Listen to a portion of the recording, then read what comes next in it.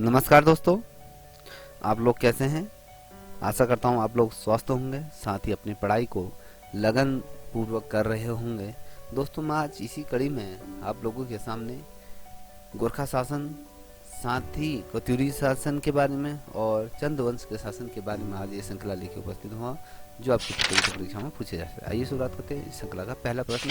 हम जो पहले प्रश्न की जो बात करें तो उसमें हम आज गोरखा शासन से रिलेटेड प्रश्न पूछेंगे।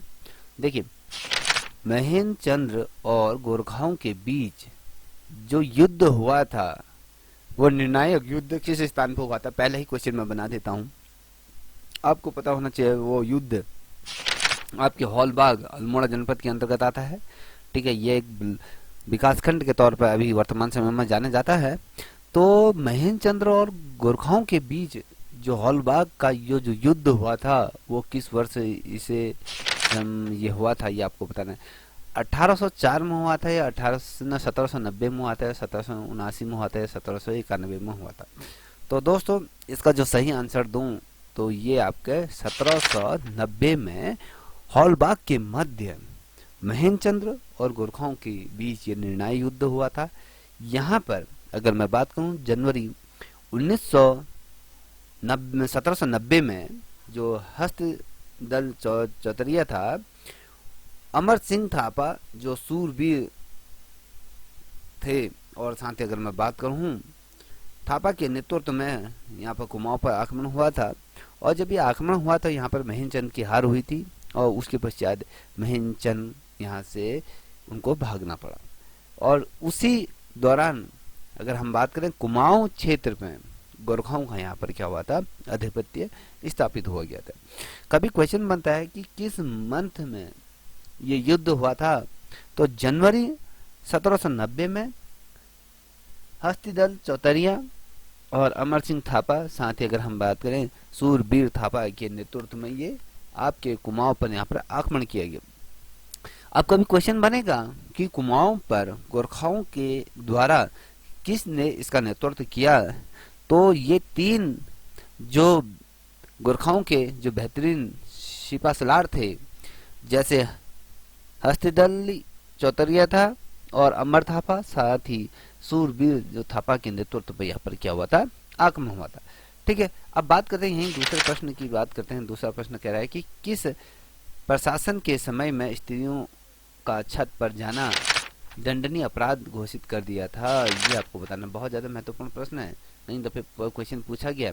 देखिए दोस्तों, गोरखाओं के समय में था या चंद वंश के समय में था या पवार वंश के समय में था या फिर कहें ब्रिटिश वंश के समय में था, तो आपको स्पष्ट करा दूं तो स्त्रियों के जो छत में जाने पर जो अपराध जो घोषित कर दिया दंड के तौर पर, तो ये गोरखाओं के समय पर था, जहां पर स्त्री छत पर नहीं जा सकती थी। तो इसका कारण क्या था कि कुमाऊं के जो लोग थे गोरखाओं पर क्या था, बेहचारी तौर पर ये आरोप लगाते थे कि इस कलंक से बचने के लिए उन्हें यह नियम बनाना पड़ा, क्योंकि जिस प्रकार से कुमाऊं में गोरखाओं के प्रति जनमानस की जो घृणा स्पष्ट रूप में झलक रही थी, उसको मद्देनजर रखते हुए कोई भी स्त्री छत पर जाकर कपड़े सुखाना या किसी भी प्रकार की गतिविधियां नहीं कर सकती थी। अगर कोई महिला इस प्रकार से करती हुई देखी गई तो उसे सॉरी उसे दंड का तौर पर यहाँ पर सजा दी जाती थी। ठीक है, ये नियम क्यों बनाया था कि इस कलंक से बचने के लिए यह नियम इनको बनाना पड़ा कि भैया गोरखाओं के जो लोग थे कुमाऊं पर क्या करते, बहुत अधिक अत्याचार ये कर रहे थे। तो ये आरोप क्या लगा था, कुमाऊं के जो जनमानस थे उनके द्वारा आरोप लगाया था। तो इस आरोप से बचने के लिए ये तमाम चीजें की गई थी। वहीं अगर हम तीसरे प्रश्न को अगर देखें तो तीसरा प्रश्न क्या कहता है, देहरादून के खालिंग में किसकी स्मृति में स्मारक बनाया गया है। तो ये बताना है, खालिंगा के अंतर्गत जो देहरादून के अंतर्गत आता है, तो किसकी स्मारक में यहाँ पर क्या बनाया गया, स्मृति में स्मारक बनाया गया। यहाँ पर देखो, जनरल जिलेप्सी तथा या उनके साथियों की स्मृति पर, या फिर बलभद्र थापा या उनके जो सैनिक थे उनकी स्मृति पर, या फिर अमर सिंह थापा या उनके जो सैनिकों की स्मृति पर, या फिर आप कहें क और ख या दोनों ये सही है। तो आपको मैं बता दूं इसका जो आंसर है घ, क और ख यहाँ पर दोनों है।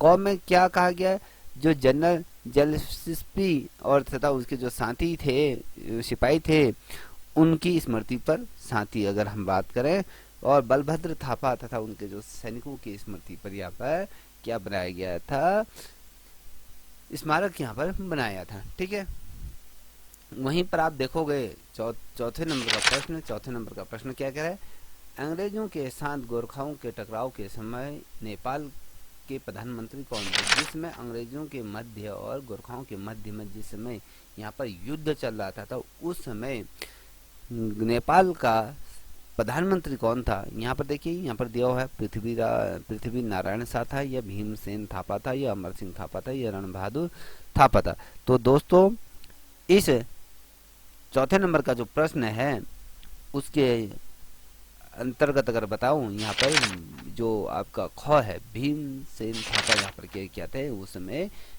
यहाँ के प्रधानमंत्री के तौर पर थे।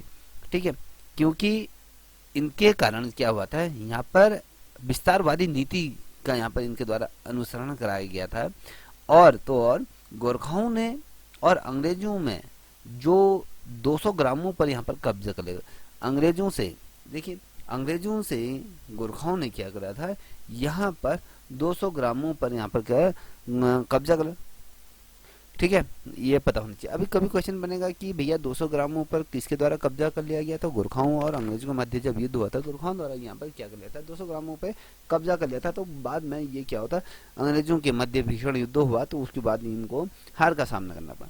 ठीक है, अब बात करते हैं पांचवें नंबर का प्रश्न। पांचवें नंबर का प्रश्न क्या कह रहा है, नेपाल कितनी छोटी छोटी रियासतों में विभक्त था, आपको बताना। ठीक है, हम नेपाल की बात करें, नेपाल कितने रियासतों के अंतर्गत ये विभक्त था, ये 52 था, 39 था, या 24 था, या 26 था। तो आपको बता दूं, जो नेपाल जो विभाजित था, ये आपके 24 रियायतों में, छोटे छोटे रियायतों में क्या था, विभक्त था। ठीक है, नेपाल एकीकरण का कार्य, जो नेपाल में एकीकरण का जो कार्य किया गया था, वो आपके पृथ्वी नारायण शाह के द्वारा किया गया था, जिनका कार्यकाल जो रहा उस समय 1742 से 1775 तक इनका ये शासनकाल रहा, जिसके अंतर्गत यहाँ पर 24 छोटी छोटी रियासतों में से विभक्त कर दिया गया था। ठीक है, अगर हम वहीं बात करें छठे नंबर का प्रश्न, छठा नंबर का प्रश्न कहता है कि भैया कुमाऊं पर, ठीक है, कुमाऊं पर गोरखाओं के अधिकार के बाद प्रथम गोरखा सूबेदार यहाँ पर किसे नियुक्त कर दिया गया था, जब जिसमें 1790 में, ठीक है, पहला ही क्वेश्चन देखिए, महेंद्र के साथ जब गोरखाओं का युद्ध हुआ था, तो उस समय यहाँ पर महेंद्र की हार हुई थी 1790 के अंतर्गत। तो जब कुमाऊं गोरखाओं के अधीन हो गया था, तो उसके बाद यहाँ पर प्रथम जो गोरखा सूबेदार किसको नियुक्त किया गया था, यहाँ पर जोगामल शाह था, या फिर सूरबीर थापा था, या अमर सिंह थापा था, या हस्ती दल चौतरिया यहाँ पर था। ये चारों में से कौन सा वह व्यक्ति था जिसे प्रथम गोरखा सूबेदार होने का यहाँ पर गौरव प्राप्त हुआ था।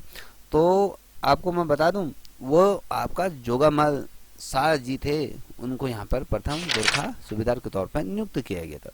ठीक है, इसका जो नरेश नेपाल का शासन करता था, ठीक है, ये आपको पता होना चाहिए, इनका नरेश नेपाल में शासन करता था, और कुमाऊं जैसे प्रांत में जो गवर्नर शासक करते थे, जिसे सूबा कहा जाता था।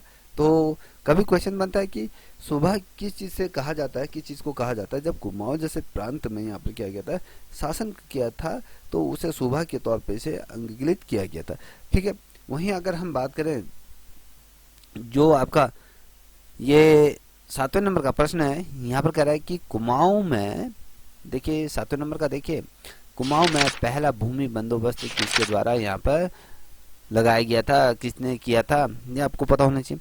ये जो किया गया था, जो यहाँ पर 4 ऑप्शन देख रहे होंगे, तो सीधे डायरेक्ट ऑप्शन बताता हूँ, ये आपका जोगामल शाह द्वारा यहाँ पर किया गया था, प्रथम भूमि बंदोबस्त यहाँ पर किया गया था। ठीक है, ये आपको पता होना चाहिए। और ये किस वर्ष हुआ था, तो आपको ये थोड़ा सा समझने वाला होगा। 1791 से ये हुआ था आपके 1792 के मध्य में पहला भूमि बंदोबस्त यहाँ पर लगा। और वहीं अगर हम 8वें प्रश्न की अगर बात करें तो 8वां प्रश्न क्या कहता है, गोरखा शासन में छिपाई गई संपत्ति पर लगने वाला कर को क्या कहा जाता है, ये आपको बताएं। तिमारी या रहता या सलामी या बहता, कौन सा कर यहाँ पर लग जाता है जब समय गोरखाओं के शासनकाल में? यदि कोई व्यक्ति अपनी संपत्ति छिपाता था तो उस पर एक कर लगाया जाता था, वो कर बहता कर यहाँ पर लगाया जाता था उन पे, ठीक है, ये आपको पता होना चाहिए। वहीं अगर हम बात करें 90 नंबर का प्रश्न, तो ये क्या कह रहा है, निम्न में से किसे मौला राम ने दानवीर कर्ण की संज्ञा दी थी या उपमा से सम्मान विभूषित किया था? ये बहुत ज्यादा महत्वपूर्ण प्रश्न है दोस्तों। तो उसमें रणजोत सिंह थापा थे या अमर सिंह थापा थे या जोगामल शाह था, हस्ती दल चौतरिया, ऐसा कौन सा शख्स था जिसे आपके गढ़वाल के जो प्रसिद्ध चित्रकार मौला राम जी थे उनके द्वारा ये चीज से सम्मानित किया गया था, कर्ण की समान उसे रखा गया था? तो वो रणजोत सिंह थापा थे जिन्हें दानवीर कर्ण की संज्ञा दी गई थी, क्योंकि ये क्या था, उत्तम प्रवृत्ति के व्यक्ति इन्हें माना जाता है। और विद्वान साथी जो कलाविद होते थे उनका ये क्या करते थे, अत्यधिक तौर पर यह कहें सम्मान सम्मान इनका किया करते थे। और इसी दरमियान अगर हम बात करें 1804 से 1805 के मध्य इन्होंने साहित्यकारों की बात करें या फिर जो चित्रकार थे या कविविद होते थे उनका बहुत ही ज्यादा इनके द्वारा सम्मान किया गया था। तो इस सम्मान को देखते हुए मौला राम जी ने दानवीर कर्ण की संज्ञा आपके रणजोत सिंह थापा को ये सम्मानित किया गया था, ठीक है। अब वहीं अगर हम 10वें नंबर के प्रश्न की तरफ बढ़े तो ये कह रहा है कि गोरखाओं का जो प्रिय त्योहार कौन सा था, ये आपको बताना है, ठीक है। ये दीपावली था या बिहू था या दशहरा था या हिलजात? तो गोरखाओं का हम पूछ रहे हैं कि भैया गोरखाओं का जो प्रिय त्योहार था, तो गोरखाओं का अगर हम प्रिय त्योहार की बात करें तो वो आपके दशहरा को ये इनका प्रिय त्योहार के तौर पे मानते हैं, ठीक है। अब वहीं अगर देखें 11वें नंबर का प्रश्न, 11वें नंबर का प्रश्न कह रहा है कि 1814 में गोरखा और अंग्रेजों के बीच का जो मुख्य कारण था जो युद्ध होने का, वो कौन सा ये रहा, ये आपको बताना है, ठीक है। 1814 में गोरखा और अंग्रेजों के बीच युद्ध का प्रमुख कारण कौन सा रहा? बुटवल या कांगड़ा या कुमाऊं या चंपारण, कौन सा है ये प्रमुख कारण रहा? तो आपको बता दूं ये बुटवल इनका क्या था, ये प्रमुख कारण रहा। इसमें क्या था, जो ये प्रांत था ना, ये गोरखापुर के अंतर्गत या कहें गोरखपुर के अंतर्गत ये स्थित था, जिस प्रांत की वजह से गोरखा और अंग्रेजों पर यहाँ पर क्या हुई थी, लड़ाई हुई थी। गोरखपुर प्रांत को लेकर अगर हम बात करें, जो बुटवल कहा जाता है, यह गोरखपुर प्रांत को लेकर गोरखाओं के मध्य और अंग्रेजों के मध्य यहाँ पर भीषण युद्ध हुआ। तो यही बीच का टकराव था इन दोनों के बीच का प्रमुख कारण। अगर हम बात करें 12 नंबर का प्रश्न, 12 नंबर का प्रश्न क्या कर रहा है, गोरखाकालीन कोर्ट के अन्य न्यायाधीशों को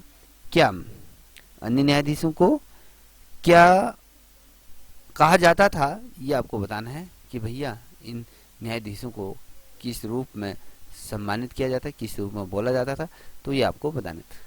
देखिए यहाँ पर पंचदास या सभापति या पंचायती या सभा, ये क्या कहा जाता था इनको, ये आपको बताना है।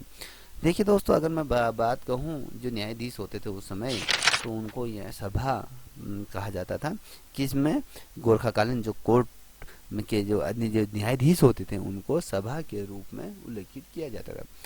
यहाँ पर देखिए 13वें नंबर का प्रश्न है, गोरखाओं के समय भोटिया तथा हिंदू बुनकरों से लिया जाने वाला कर कौन सा था, जिसमें यहाँ पर गोरखा शासन स्थापित हुआ था कुमाऊं में?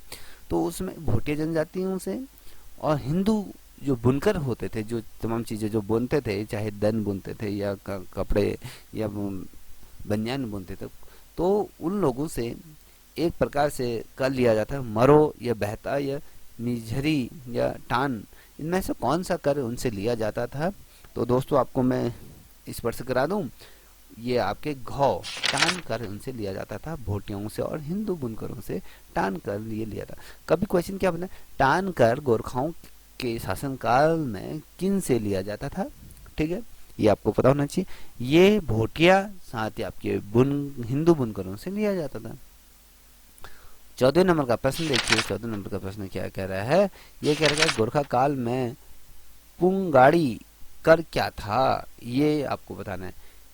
पहला ऑप्शन मैं रख रहा हूं आपके सामने, क यह एक प्रकार का नजराना था, ख यह एक भूमि कर था, ग दुधारू पशुओं के मालिकों से लिया जाएगा, या फिर घ प्रत्येक नौजवान से 1 रुपया कर के रूप में यहाँ पर लिया जाएगा। तो दोस्तों इसका जो सही आंसर मैं आपको बताऊं, यह क्या था, एक प्रकार का भूमि कर ये था। ठीक है, क्यों था, इस कर से क्या था, लगभग अगर मैं बात करूं 1.5 लाख आय यहाँ पर गोरखाओं को होती थी। सैनिकों का वेतन इसी कर से दिया जाता था। कभी क्वेश्चन बनेगा कि गोरखा शासन काल के अंतर्गत जो सैनिकों को जो वेतन दिया जाता था तो किस कर के आधार पर उनको दिया जाता था।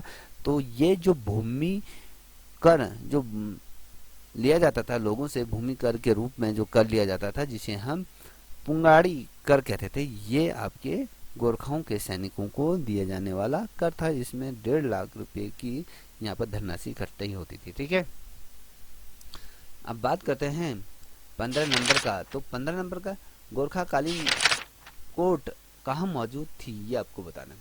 ठीक है, आज जिसे हम हाई कोर्ट या सुप्रीम कोर्ट के तौर पर हम जानते हैं, न्याय की जो जहाँ से न्याय प्राप्त होता है उसे कोर्ट कहा जाता है। तो अल्मोड़ा, चंपावत, पिथौरागढ़ या नैनीताल, तो इनमें गोरखा कालीन फोर्ट कोर्ट कहाँ मौजूद था। तो आप लोग इसका आंसर दीजिएगा जल्दी से मेरे कहने से पहले, जिसको पता है तो मैं आपको स्पर्श करा दूं। जो ये कोर्ट उस समय होता था तो ये आपके अल्मोड़ा जनपद में, ये अल्मोड़ा जनपद जो है तो यहाँ पर ये होता था। क्योंकि आपको पता है 1790 में अल्मोड़ा के हॉलबाग में जो महीन चंद को यहाँ पर हरा के यहाँ पर क्या कर दिया था, अपने अधीन इस क्षेत्र को कर लिया था। तो यहाँ पर ही तमाम चीज़ों को रखा गया था। अब वहीं 16 नंबर का प्रश्न देखो कि जो शुभ अवसरों और शादी विवाहों पर लिया जाने वाला जो कर कौन सा था, ये आपको बताना है। ठीक है, गोरखाओं द्वारा, ठीक है, गोरखाओं द्वारा शादी और विवाहों और जो शुभ कार्य होते थे उनसे जो लिया जाने वाला जो कर था, टीका भेंट था या सलामी था या पगड़ी या मांगा, तो कौन सा ये कर ये हुआ करता था। तो आपको स्पर्श करा दूं, तो ये जो कर था टीका कर के रूप में ये लिया जाता था। ठीक है, टीका कर लिया जाता था। और अब हम 17 नंबर का अगर प्रश्न की बात करें तो 17 नंबर का प्रश्न क्या कहता है कि उत्तराखंड में गोरखा शासन को क्या कहा जाता है। अब उत्तराखंड की बात कर रहा हूँ, उत्तराखंड के अंतर्गत।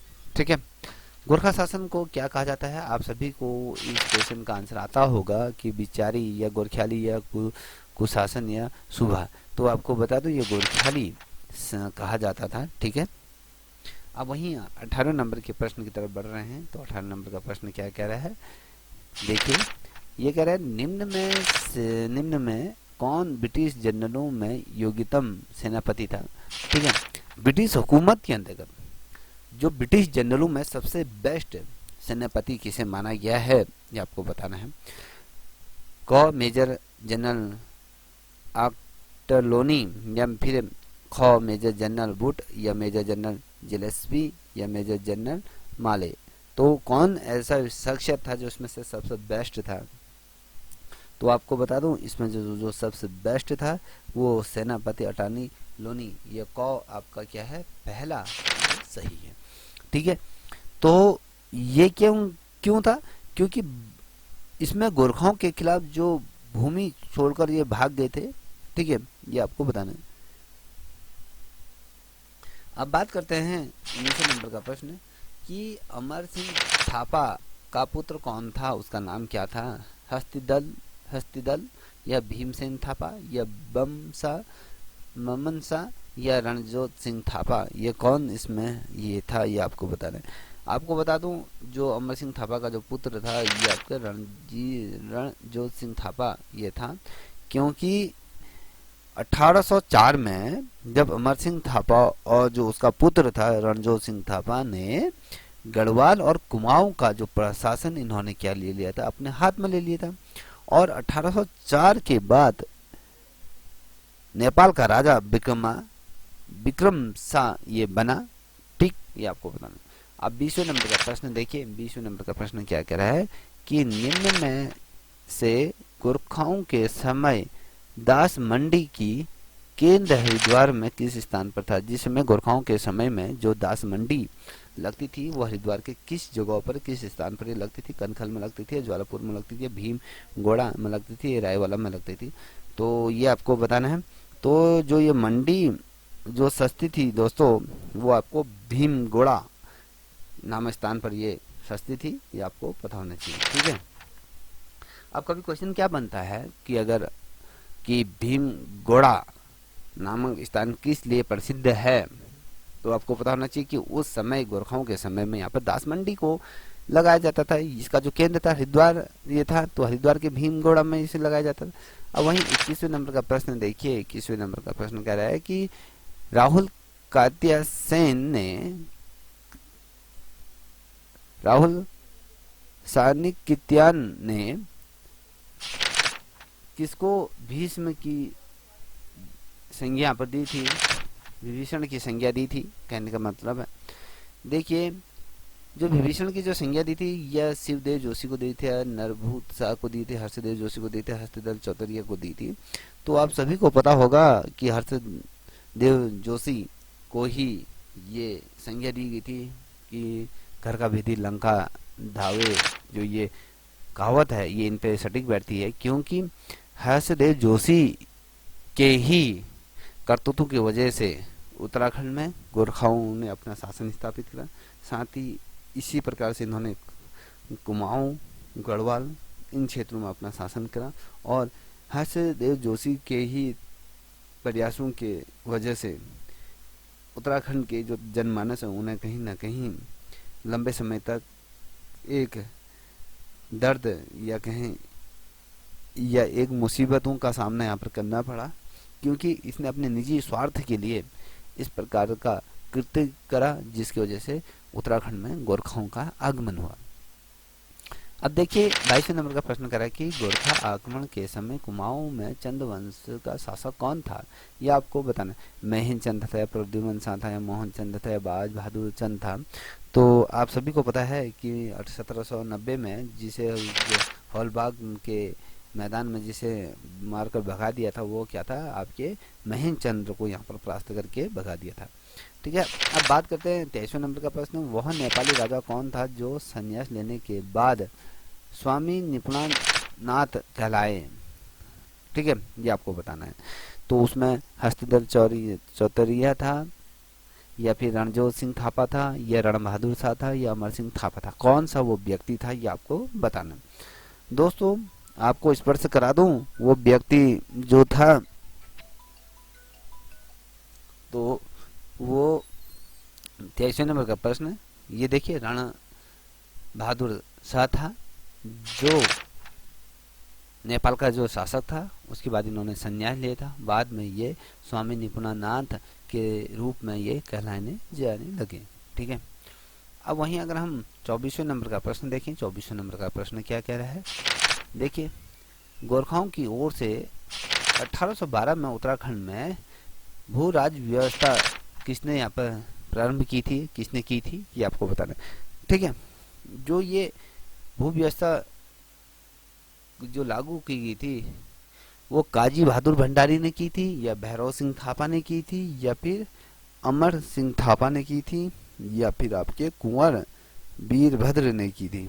तो आपको बता दूं, जो ये कृतज्ञ किया था, एक है एक प्रकार कृतज्ञ ही मान सकते हैं, क्योंकि इनके द्वारा ऐसी चीजें की गई थी जो कह ही नहीं जा सकती। ठीक है।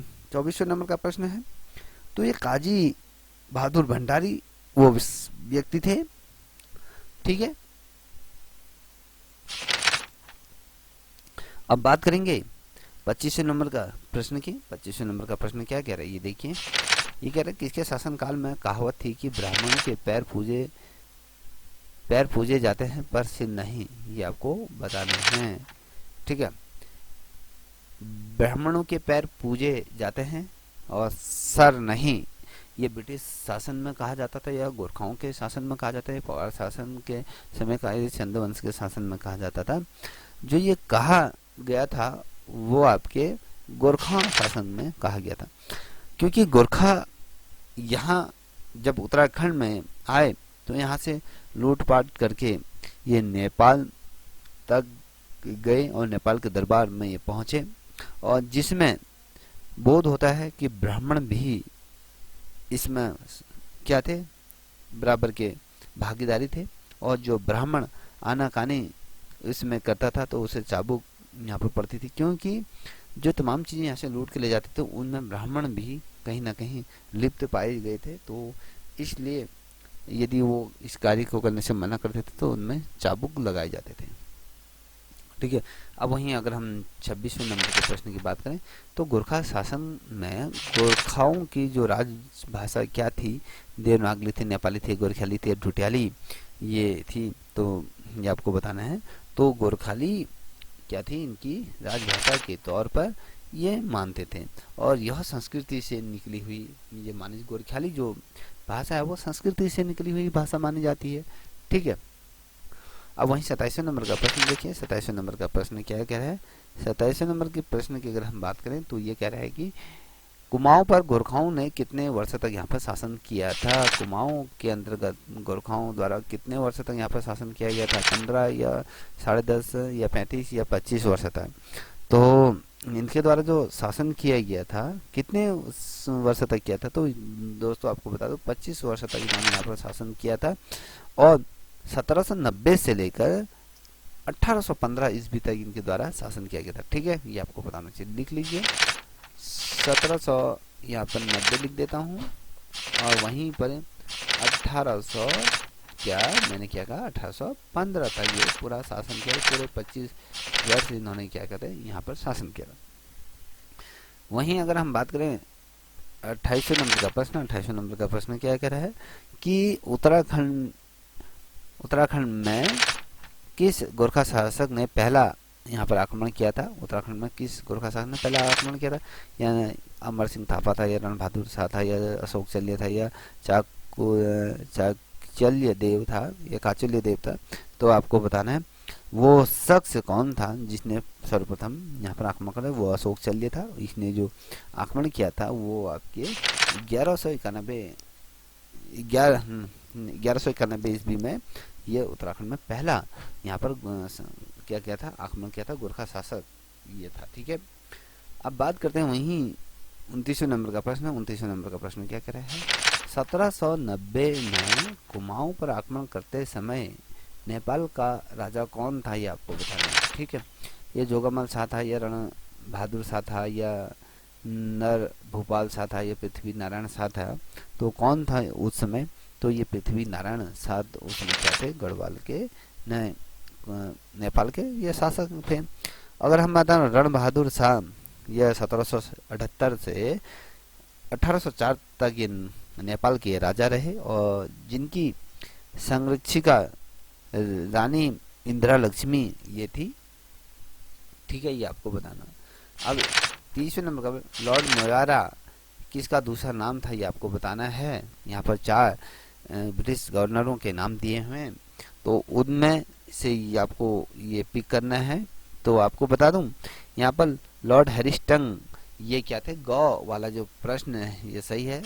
इनके द्वारा यहाँ पर लॉर्ड मोयारा इनका दूसरा नाम कहा जाता था। क्यों कहा जाता था, इन्होंने क्या किया था, 1814 में गोरखाओं के विरुद्ध युद्ध की यहाँ पर घोषणा की थी, और फौज को यहाँ पर 4 भागों में इनके द्वारा बांट दिया गया था। किस ब्रिटिश कमिश्नर द्वारा फौज को 4 भागों में विभाजित कर दिया गया था, तो वो लॉर्ड हैरिस्टन थे, जिसे लॉर्ड मोयारा भी कहा जाता है। ठीक है। अब हम बात करेंगे 41वें नंबर का प्रश्न, 31वें नंबर का प्रश्न। गोरखे इतना शासकीय भार जनता के सर पर थोपते थे कि किसी के सर के बाल भी नहीं उग पाते थे। यह कथन किसका है। जिस समय उत्तराखंड में गोरखाओं का शासन रहा, उनका या कहें अत्याचार रहा, तो उनके द्वारा शासकीय भार जनता के ऊपर, पूरा साम्राज्य के शासन का पूरा भार जनता के ऊपर ऐसे इस प्रकार से डाल दिया गया था कि कहते हैं कि जनता के सर पर बाल कभी उग ही नहीं पाते थे। ये कहावत थी, क्योंकि ये जो कहा था गुमानी पंत ने कहा था, बद्रीदत्त पांडे ने कहा था, मुकुंदलाल बरथवाल ने कहा था, या फिर मौला राम ने कहा था। जो ये शब्द कहे थे, ये गुमामी पंथ ने ये कहा था। ठीक है, अब बात करते हैं, ये 32 नंबर का प्रश्न, अशोक चल्य का गोपेश्वर त्रिशूल लेख कब है? ये कब का है ये आपको बताना है। 1190 में, 1191, 1192, 1193। तो 1191 का गोपेश्वर त्रिशूल लेख माना जाता है। और 33वें नंबर का प्रश्न यहाँ पर देखिए, 33वें नंबर का प्रश्न क्या कह रहा है कि 1814 में अंग्रेजों ने देहरादून स्थित खलिंगा व नाला पानी किले पर यहाँ पर आक्रमण किया था, और इस समय यहाँ गोरखाओं का नेतृत्व था। कौन कर रहा था यहाँ नेतृत्व? अमर सिंह थापा या रणजोत सिंह थापा या गजब सिंह थापा या बलभद्र सिंह थापा। तो उस समय जो यहाँ पर शासन कर रहा था वो बलभद्र सिंह थापा था। अंग्रेजों की ओर से जो जेलेस्पी नेतृत्व यहाँ पर क्या करे थे। ठीक है, ये आपको पता होना चाहिए। ठीक है, अब बात करेंगे यहाँ पर 34वें नंबर का प्रश्न है कि किन पर गोरखा शासन में रहता नामक कर लगाया जाता था, ये आपको बताना है। पशु चारकों पर लगाया जाता था, पशु पुत्र विहीन व्यक्तियों पर, गांव छोड़कर भागे लोग पे, बुनकरों पर। तो मैं आपको बता दूं, ये गांव छोड़कर जो भागे जो लोगों पर ये कर लगाया जाता था। गोरखा शासन में रहता कर नाम के लगाया जाता, जो गाँव छोड़कर भाग जाते थे उन पर ये कर थोप दिया जाता था। ठीक है, वहीं पर अगर हम 35वें नंबर का प्रश्न देखते हैं तो 35वें नंबर का प्रश्न है, गोरखाओं ने गढ़वाल पर कितने वर्षों तक यहाँ पर शासन किया था? यहाँ 25 या 12 या 15 या 10.5। तो आपको बता दूं, यहाँ पर ये 10.5 वर्ष तक इन्होंने कहाँ शासन किया था? आपके गढ़वाल में इन्होंने शासन किया था। वहीं अगर हम 36वें नंबर का प्रश्न देखें तो 36वें नंबर का प्रश्न कह रहा है कि गोरखाओं का मुख्य हथियार क्या था? तो भाला था या धनुष बाण था या तलवार था या खुखरी? तो दोस्तों गोरखाओं की जो प्रसिद्ध हथियार था वो खुखरी मानी जाती है। ठीक है, आप देखिए 37 नंबर का प्रश्न, 37 नंबर का प्रश्न क्या कह रहा है, उसकी तरफ बढ़ रहे हैं। तो बाउलकी गढ़ का किला गोरखाओं ने कब बनाया था, ये आपको बताना है। किस वर्ष से ये से बनाया था? 1891, 1791 में, 1790 में, 1793, 1804 में। तो किस वर्ष से बनाया गया था? तो आपको बता दूं, जो ये बनाया गया था 1791 में इसको बनाया गया था। वहीं 38वें नंबर का क्वेश्चन है, राय जाति की बहादुरी से खुश होकर गोरखा राजाओं ने उन्हें क्या उपाधि ये दी थी? बहादुर की, अमल की या सूबा की या रौती की? तो दोस्तों आपको बता दूं, ये जो प्रसन्न होकर जो इनको जो उपाधि दी गई थी वो सूबा की उपाधि दी गई थी, ये आपको पता होना चाहिए। अब 39वें नंबर का प्रश्न है, गोरखाओं और अंग्रेजों के बीच 1815 में संगोली की जो संधि हुई थी, वर्तमान में यह स्थान किस राज्य में स्थित है? ये आपको बताना है। ये उत्तराखंड राज्य के ही अंतर्गत ये बिहार राज्य के अंतर्गत ये आता है, जो संगोली की संधि हुई थी। ठीक है, इसमें क्या था, बिहार के जो चंपारण जिले में 4 मार्च 1816 में यह संधि स्वीकार की गई थी। अंग्रेजों और गोरखाओं के बीच ये संधि हुई थी। किस स्थान पर हुई थी? चंपारण में हुई थी। कब हुई थी? 4 मार्च 1816 को। ठीक है, अब 40वें नंबर का प्रश्न देखिए। यहाँ पर मौला राम ने किस के समय में रण बहादुर चंद्रिका की रचना की थी जिसमें गोरखा खुश हुए? तो ये आपको बता रहा हूँ, रण बहादुर शाह था या हस्तदल चौतरिया था या भैरव सिंह थापा था या अमर सिंह थापा? तो आपको बता दो, हस्तदल चौतरिया के समय में इनके द्वारा ये रचा गया था। रण बहादुर चंद्रिका की रचना किसके द्वारा की गई थी? मौला राम द्वारा की गई थी। ठीक है, अब आपको 41वें नंबर का प्रश्न, गोरखाओं के समय में जंदवा और जुनियाओ किससे संबंधित है? ठीक है। जनजीवाद और जनवाय किसे, चोरी, मृत्युदंड, हत्या, अपराध, इनमें से कोई नहीं। तो आपको बता दो इसमें से जो 41वें नंबर का जो प्रश्न है, इसमें ये चोरी जब होती थी तो इसमें ये जिंदवा या जुनियाओ कहा जाता था। ठीक है। अब 42वें नंबर का प्रश्न देखिए, निम्न में से किस गोरखा सूबेदार के शासनकाल में मंगलवार रात्रि कांड हुआ था जिसमें यह कहा गया था कि मंगल की रात। तो ये मंगल की रात क्या है, ये मंगलवार रात्रि कांड की किससे संबंधित है, ये आपके काजी नरसाही या जोगमल शाह या रणजोर सिंह थापा या हस्तदत्त चौतरिया। तो आपको बता दूं जो ये हुआ था ये आपके काजी नरसाही के रूप में ये हुआ था उस समय। ठीक है।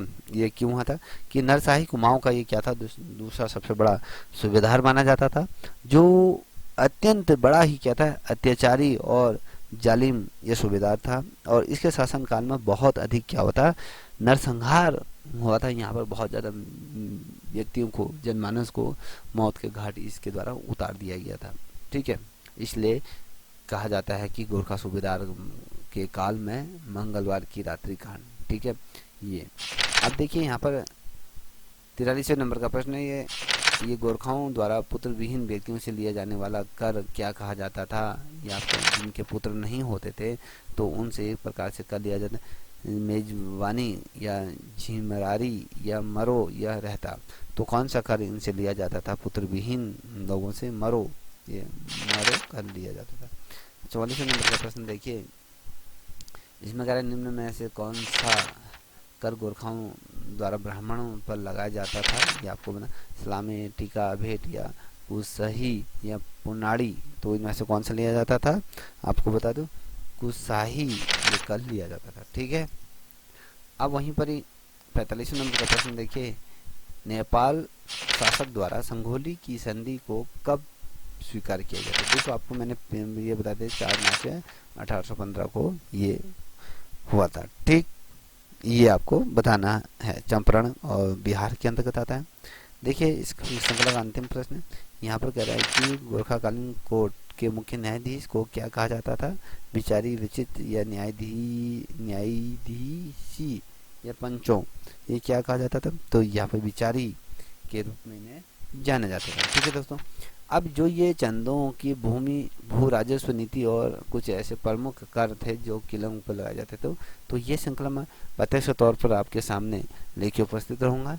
अभी तक ये वीडियो यहीं तक, क्योंकि वीडियो बहुत ज़्यादा लेंथी हो जाती है, तो पहले आप यहाँ तक के क्वेश्चन कर लीजिएगा, उसके बाद आपको आगे का पार्ट, सेकंड पार्ट आपके सामने लेके आऊँगा। तब तक के लिए इतना ही। जय हिंद, जय उत्तराखंड, जय भारत।